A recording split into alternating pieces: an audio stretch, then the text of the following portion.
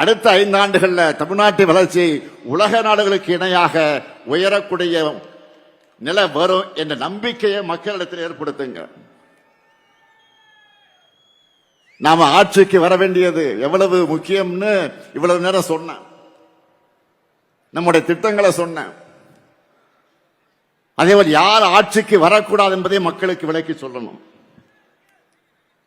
தற்போதைய சூழல்ல திமுகவை தவிர யார் ஆட்சிக்கு வந்தாலும் அது சர்வ நிச்சயமா டெல்லி பாஜக ஆட்சியாக தான் இருக்கும்னு தெல்ல தெளிவா புரிய வைங்க.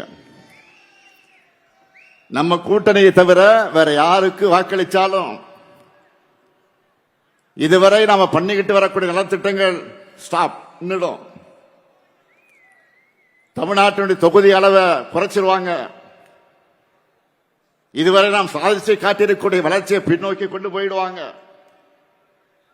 வளர்ச்சி அரசியல் மாறி கலவர அரசியல் தான் தமிழ்நாட்டில் நடக்கும். நடக்க போற தேர்தல் 2 கூட்டணிகளுக்கு இடையில் நடக்கிற தேர்தல் இல்ல. இது தமிழ்நாடு வாசஸ் என்டிஏ. பாமர மக்களுக்கு புரிகிற மாதிரி இன்னும் எளிமையா சொல்லணும்னா வெல்ல போவது தமிழ்நாடு அணியா டெல்லி அணியா, இதை முடிவு பண்ண போறதுதான் இந்த தேர்தல்.